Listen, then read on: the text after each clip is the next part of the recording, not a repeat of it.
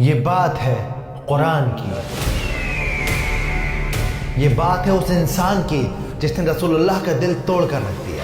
اب کوئی نہیں اس کا نام لینے والا۔ یہ بات ہے ابو لہب کی، سورہ کوثر کی۔ إِنَّا أَعْطَيْنَاكَ الْكَوْثَرَ۔ اکثر ہم لوگ اپنی نمازوں میں سورہ کوثر کو ریسائٹ کرتے ہیں، پر افسوس ہم میں سے کتنے ہیں جو اس کا مطلب جانتے ہیں؟ کیا ہے کوثر؟ کیوں اللہ تعالیٰ نے اسے نازل کیا؟ کیا تم نے سنا طلحہ؟ ہاں، اللہ کے نبی نے ہمیں وہ راز بتایا کوثر کا۔ سبحان اللہ۔ اور سب سے ضروری بات، سورہ کوثر کا آج ہماری زندگی میں کیا ریلیونس ہے، جانیں گے اس ویڈیو میں۔ بسم اللہ الرحمن الرحیم۔ إِنَّا أَعْطَيْنَاكَ الْكَوْثَرَ فَصَلِّ لِرَبِّكَ وَانْحَرْ إِنَّ شَانِئَكَ هُوَ الْأَبْتَرُ۔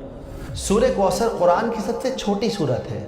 قرآن کی بہت ساری خوبصورت باتوں میں سے خوبصورت بات یہ ہے کہ ہر آیت کے پیچھے، ہر سورت کے نازل ہونے کے پیچھے ایک کہانی ہے، ایک سچی کہانی، اور ایسا ہی ایک دل دہلا دینے والا، دل کو چیر کر رکھ دینے والا واقعہ ہے سورہ کوثر کے نازل ہونے کے پیچھے۔ پہلے اسے سمجھتے ہیں۔ مکہ کی وہ دوپہر خاموش تھی، لوگ اپنے اپنے گھروں میں آرام کر رہے تھے، مگر اللہ کے نبی خاموش بیٹھے تھے۔ اندر سے دبی دبی سسکیوں کی آوازیں مٹی کی دیواروں سے ٹکرا کر واپس آ رہی تھیں۔ ان کے بیٹے عبداللہ اللہ کو پیارے ہو گئے تھے۔ وہ ننھا سا جسم جو کل تک ان کے سینے سے لگ کر سانس لیتا تھا، اب مٹی کی گود میں تھا۔ مگر برابر والی دیوار سے ٹیک لگائے ایک آدمی کھڑا تھا۔ مجھے بھی بتاؤ ابو لہب، کیا معاملہ ہے؟ صبر رکھو باپ، صبر۔ یہ آدمی اور کوئی نہیں بلکہ رسول اللہ کا چچا تھا۔ اندر سے آتی ہر سسکی اس کے چہرے کی مسکان بن رہی تھی۔ اور پھر وہ خوشی سے چلایا، بطیرہ محمد، بطیرہ محمد۔ ختم ہو گیا محمد کا بیٹا، ٹوٹ گیا محمد کی نسل کا سلسلہ۔ اس کی آواز نے نبی کا دل چیر کر رکھ دیا۔ غلاموں کو اس نے کھجوریں بانٹی، اپنے دوستوں کے ساتھ قہقہے لگائے اور سب سے کہتا رہا، تم نے سنا میری جان، میرے بھتیجے کی جڑ کٹ گئی۔ اب کوئی نہیں اس کا نام لینے والا۔ اس کی ہنسی، اس کے الفاظ ہوا میں سانپ بن کر تیر رہے تھے، مگر اللہ نے اپنے نبی کو اکیلا نہیں چھوڑا، انہیں ایک تحفہ دیا۔ یہ تحفہ تھا سورہ کوثر۔ اس صورت میں اللہ نے اپنے نبی سے کہا کہ اے نبی، آپ فکر نہ کریں، ہم نے آپ کو کوثر عطا کی ہے، تو بس آپ عبادت کیجیے اپنے رب کی، اور وہ جو آپ کو بار بار بطیرہ محمد کہتا ہے کہ محمد کی جڑ کٹ گئی، نسل کٹ گئی، اصل میں ان کی نسل ختم ہو جائے گی۔ اللہ کے نبی کے چہرے پر مسکان آ گئی۔ دن ڈھل گیا، ابو جہل بے وقوفوں کی طرح ہنستا رہا۔ اسے کیا خبر کہ اللہ نے اسے جیتے جی برباد کر دیا۔ نسل کٹ گئی۔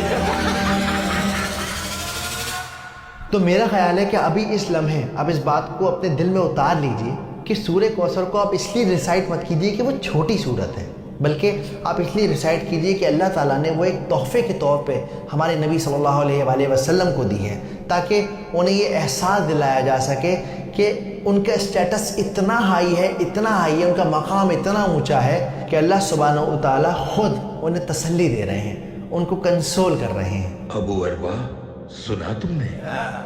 اللہ نے نبی کا مقام اور اونچا کر دیا ہے۔ تو پہلی آیت ہے انا آتینا کل کوثر۔ تو جب قرآن میں انا کا لفظ آتا ہے تو اس کا مطلب ہوتا ہے کہ کسی بات پہ زور دیا جا رہا ہے۔ تو اس پہلی آیت کا مطلب ہے کہ بے شک ہم نے آپ کو کوثر گفٹ کی ہے، عطا کی ہے۔ اب کوثر کیا ہے؟ ایک حدیث میں آتا ہے کہ کبھی نہ ختم ہونے والا، موتی کے کناروں کے درمیان جنت میں بہنے والا جھرنا ہے کوثر۔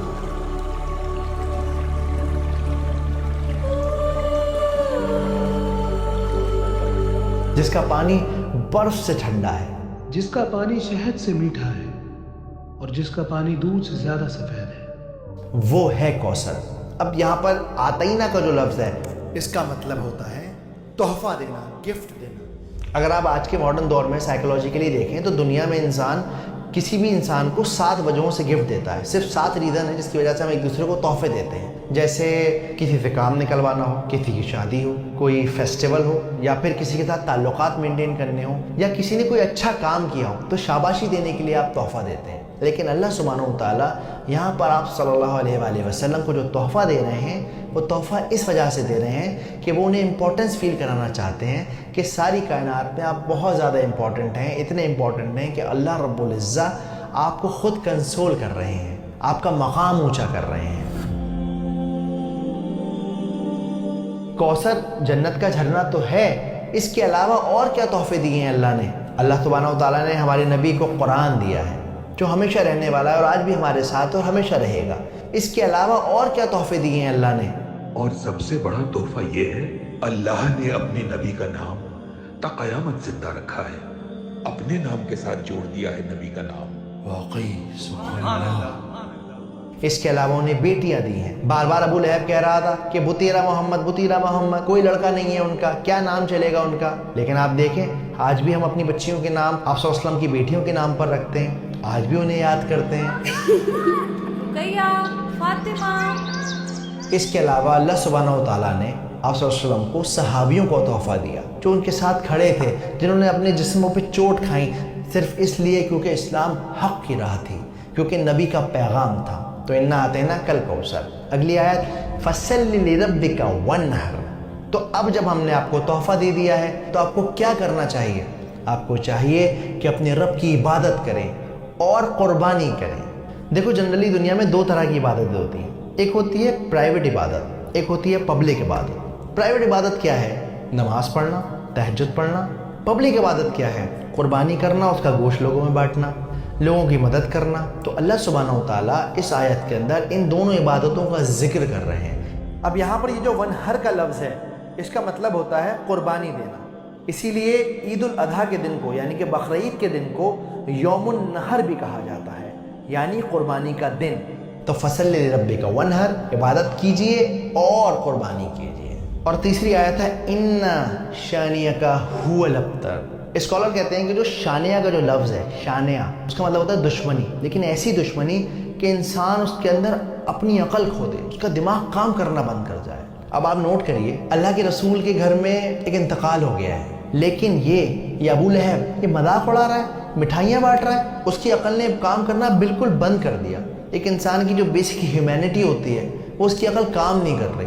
اس کی آج کے دور میں مثال ہے جو اسرائیل کر رہا ہے, چھوٹے چھوٹے بچوں کو مارنا, بوڑھوں کو مارنا, لوگ کھانا لینے آ رہے ہیں انہیں ختم کر دینا. تو یہ شانیہ کا والی نفرت ہے, ایسی نفرت ہے جس میں انسان کا دماغ کام نہیں کرتا, وہ اپنے غرور, اپنے جنون, اپنے ایگو میں رہتا ہے. تو اللہ تعالیٰ کیا کہتے ہیں؟ انا شانیک هو الابتر. اور یہ لوگ یہ لوگ جو آپ کو کہتے تھے کہ آپ ابتر ہو جائیں گے, آپ کا نام نہیں چلے گا, کوئی آپ کو نہیں پوچھے گا, وہ خود ابتر ہو گئے.